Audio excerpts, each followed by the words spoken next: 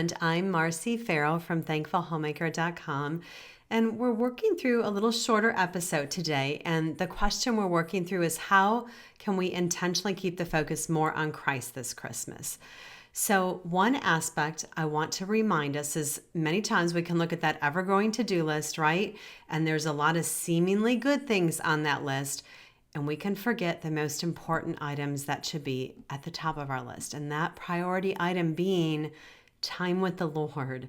And I'm thinking always of that rock and sand illustration, right? When you can picture that illustration, if you put all the big rocks in first into the container and then you pour the sand around them, it all fits, right? But if I reverse it and I put the sand in first, I can't get those big rocks in. So the big rocks are the items of primary importance. So think in your mind, what is of primary importance? Time with the Word is, right? That's one aspect. Your family, that's another one. Because here's the other thing. What about if I'm baking cookies for the whole neighborhood and delivering meals to the poor and needy and my own family's not getting cookies or dinner? Yikes, imagine them not getting cookies. That would be terrible. And if they're being neglected, I'm missing it. Or if I'm in a frenzy and I'm aggravated because my calendar is overbooked and I'm thinking in my mind that, gosh, just meeting the basic needs of my family has become a burden, I'm missing it. I'm missing Jesus. Our relationship with the Lord and the care of our immediate families is still a priority even during the busy Christmas season. And I get it. There are busy moments. There are these specific days or times. But that should be an exception and not the norm.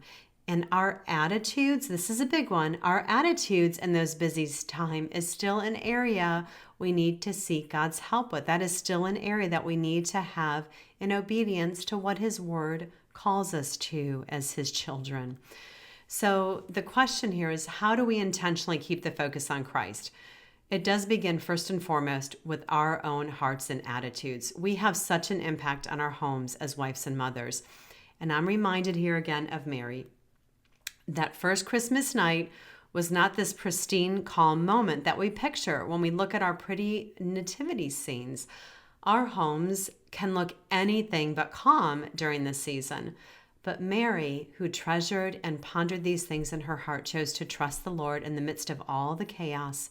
And we're reminded by her actions that true peace doesn't depend on our circumstances.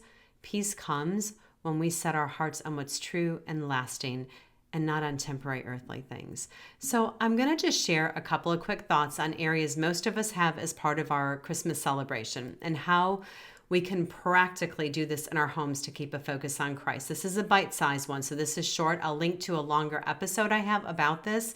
And again, this is not meant to be a to-do list to follow. You may do things totally different than me. I'm just throwing some ideas to get you thinking, so maybe you can see how this can be lived out in your own family. So one aspect, many of us put up our Christmas trees. I love the smell of a real tree in our home this time of year, although this year we have a fake tree, and my husband refers to it as a toilet brush, which always cracks me up when he says that when we bring it up from the basement. But our ornaments on the tree have changed over time from Santas and reindeers. Not that those are bad, I'm not saying that, but they've just changed.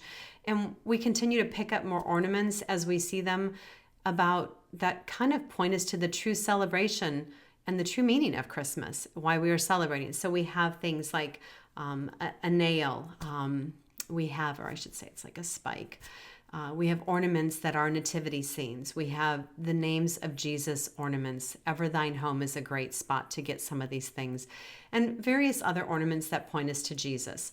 And we still have those ornaments from trips taken or gifts given to us by people too. And I love putting the ornaments on the tree together because it's just a sweet moment that we can talk through and share the true meaning of Christmas together. And it is just a neat activity to do together as a family. You can make it fun with Christmas cookies and Christmas carols in the background. This year, and for the past few years now, my grandbabies come over on Thanksgiving. We have the whole family here for Thanksgiving. And my husband and I make sure that we have our tree up by then, and they help us to decorate the tree. And it's just fun to talk through those ornaments with them when they're putting them up and just have those sweet memories and to get to point them to Jesus as we're putting some of those ornaments on the tree. So another one is nativity scenes. I love collecting nativity scenes. I have some from around the world. I love how they keep Jesus at the celebration. There's one under my tree, there's one in my entryway, and that one stays there year round. I put one on the coffee table. I have just a Joseph and Mary up on my mantle. I have smaller ones around various rooms in the house. I have one that my kiddos, the little Fisher Price one that the kids can play with, I keep that out. That's also a great visual if you're doing family worship or devotional time, to have that out, to kind of have the little people there that they can touch and play with, and you don't have to worry about it being broken. Another area is entertainment. You can be very intentional in the books that you read and the ones you read together as a family. There's some great resources out there. The post that I'm linking to has some of those resources linked in it, so you can check that out. If you don't want to listen to the whole podcast episode where this is longer, you can just check out those links in the post and see. But you can be intentional in what you watch together as a family. You can be intentional on the music you're listening to together. And as I'm saying this, I'm not saying that everything you listen to or watch or read has to be totally Christ-focused, but it's a good time of year to share with our family the songs and stories of Jesus through even our entertainment, because there's nothing wrong with listening to Christmas carols all year, but we just don't seem to do it. So it's a really great season to expose your kiddos to some good, solid Christmas carols that teach theology and learn the meaning behind some of those songs. So you can share it as part of, if you do family worship, you can share that as part of your family worship as you sing them together. It really opens up the songs to them. So some good stuff there. Conversations. This is a big one. We're going to be around meals together, right? Dining and eating together. This can be a really great time to intentionally bring the focus back to Christ. Think about some questions that relate to Christmas and throw out some at the dinner table. Some questions for kids that are so fun to ponder are, what sounds may have been heard in the stable Christmas night? What are some amazing facts about the Christmas story that they would like to share? What's their favorite tradition that you guys do as a family? Or what's their favorite Christmas carol? Just think of some good kid-oriented questions. And it's also a really great way to take advantage of the spiritual opportunities that this time of year specifically brings into our conversation with friends and family that are not believers. So Donald Whitney has a good resource of 10 questions to ask at a Christmas gathering, and I'll link to some of that directly in the show notes for you. So that one I will link to below the video. And I believe, though, if you Google it, you'll find it. So it's 10 questions to ask at a Christmas gathering. But here's just a few questions on it. And again, I'm going to link to that. So one of them was, what's the best thing that's happened to you since last Christmas? The second one is, what's your best Christmas ever and why? The third one would be, what's your most meaningful Christmas gift you've ever received? These are great ones to throw out at the table and throw out one question and go around the table and let everybody answer it. These are simple ones here for kids even. So there's some good stuff on his list. And you can print them out and put them in a little basket on the table and maybe have somebody draw a question, and then you guys go around and you work through it for as long as you can. And that's just a great way. And there's questions in there that will easily bring the gospel into your conversation in a conversational way, which is very sweet. And I loved his reminder at the end of the article that you must remember to pray before these times of divinely appointed gatherings. And that's so important, friend. The times that I took to pray made such a different impact on my heart and mind towards those family and friends coming, that I just wanted to love on them well and point them to Christ. Christmas cards. Christmas cards can be a great evangelistic tool. Answers in Genesis has some great Christmas cards. That's like a tongue twister, I'm sorry. You can always enclose a personalized letter sharing the gospel. I'm going to show you. These are my Christmas cards this year. I don't know how the light is hitting that because I'm not looking at myself. And then on the back, I kind of have a little quote from John MacArthur, and then I have the gospel presentation. So in my verse on the top, I put John 14:6. Jesus said to him, I'm the way, the truth, and the life. No one comes to the Father except through me. And I have a good John MacArthur quote on the back and a gospel presentation. And that's really it. And then I'll write just a little note to everybody, but just a simple way to bring Jesus into their mailbox. And I never know who's going to read the back, right?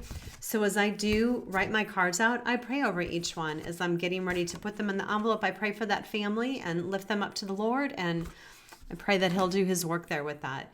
And you can also keep a basket for the cards you receive and take the time to pray for the senders. Maybe during dinner time, it's a great way to keep our hearts others focused. And I love so often how the Lord will sometimes use that time of prayer to just remind us that maybe they need a phone call or a text or a visit. So just good opportunities.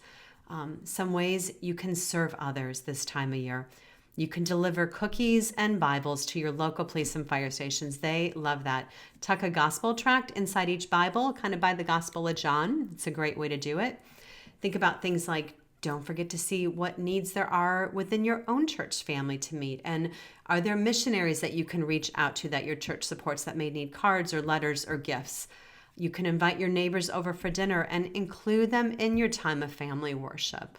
I have a good friend, Denise, who got us started with this evangelistic gift book giving. So we kind of have them on hand and ready to go. They fit in my purse. They're small and are in the car. So they're always ready to hand out to a cashier at a grocery store or at the waitress at the restaurant or wherever I may run into someone, or maybe somebody coming into my house to do something. You know, I catch the Amazon delivery person at the door. I can give them a quick evangelistic book. And this is one of our favorites. It's the Alistair Begg one, the Christmas playlist. That's been a favorite. And again, when it's wrapped, it's just very simple. Denise probably wraps them nicer than me. I'm very simple. Just keep them wrapped, throw them in the car, purse. My leftovers, there's still great books to give out next year. So, you know, sometimes we don't give them all out. We miss a few, and then I have them ready to go next year. So I'll maybe wrap up like 20 or so and then just do that. And these I get from the Good Book Company, and they have some other great Christmas outreach books that I'll link to in the video notes below too. So my hope in this short little tidbit here with you, which on my podcast I call Bite Size. I love that. This little bite size episode is that we're not going to be those stress-laden people that we see during the holidays, but we're going to be ones filled with grace and love and hearts focused on Jesus and others during this season. And really, always, Christmas should be a joyous celebration, not a dreaded obligation. So take the time to be intentional and to plan a Christ-centered Christmas with your family. Because, my friend, Jesus is enough always. And I'm so thankful for you sharing a moment of your day with me today. Have a great week, friend.